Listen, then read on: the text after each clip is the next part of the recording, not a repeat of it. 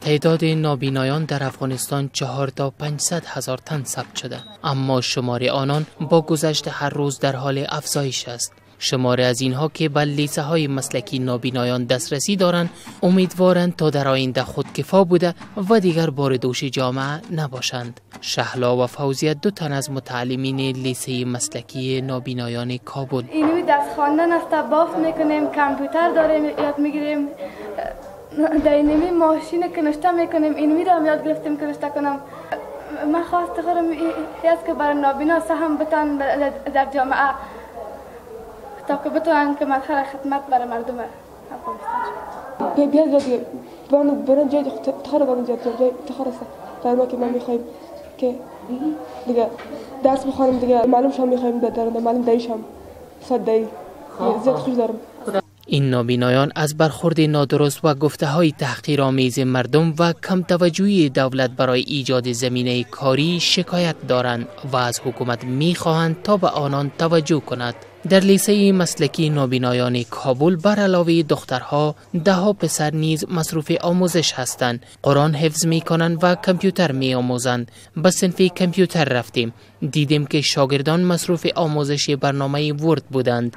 به گفته معلمین این لیسه اکثر این متعلمین تلاش کردند و برنامه‌های مخصوص نابینایان برای کامپیوتر و موبایل را دریافتند و از آن استفاده می‌کنند. نوید و علی 2 تن از این متعلمین. ما وقتی که در مکتب کتاب کامپیوتر میخوانیم، این تفاوت مکتب ما با مکاتب دیگه ای است که مکتب ما بر علاوه که ما نظری میخوانیم عملی هم ما این کار میکنیم. وقتی که ما در تعریف هر چیز رو بخوانیم، فردای همان روز ما میتونیم از عملیش استفاده کنیم و به شکل کامل میتونم از این پروگرام ورد استفاده بکنم. وقتی که من شامل مکتب لیسه مسلکی نابینایان شدم، وقتی دیدم که در اینجا مکتب کامپیوتر داره و تدریس میکنه، وقتی کامپیوتر آموختم بسیار خوشحال شدم، احساس خوشی میکنم که حالا ما میتونیم در اینترنت دسترسی داشته باشیم، هم میتونیم چت بکنیم و هم میتونیم اسکایپ گپ بزنیم.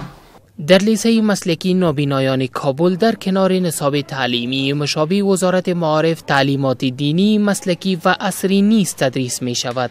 معلمین این لیسه حکومت را به بی‌توجهی به وضعیت نابینایان متهم کرده میگویند تا کنون برای بلند بردن سطح تعلیمات نابینایان اقدامات لازم صورت نگرفته است. غلام رسول طوفان 1 تن از این معلمین با تأسف و درد دریغ دیگه حکومت ها را میگذاریم در جریان 13 سالی که تغییرات فاحش در تمام عرصه‌های افغانستان آمده، در رابطه نابینایی قطعا توجه صورت نگرفته.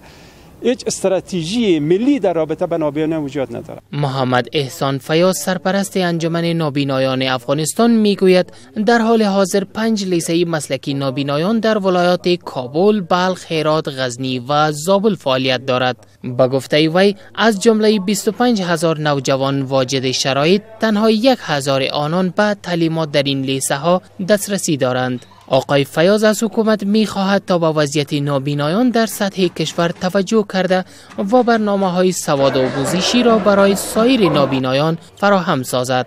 اما وزارت کار، امور اجتماعی، شهدا و معلولین میگوید که قبل از این خدمات ارائه بورسیه‌ها و ترانسپورت را برای نابینایان فراهم ساخته و تلاش می‌کند زمینه کاری برای آنان را گسترش دهند.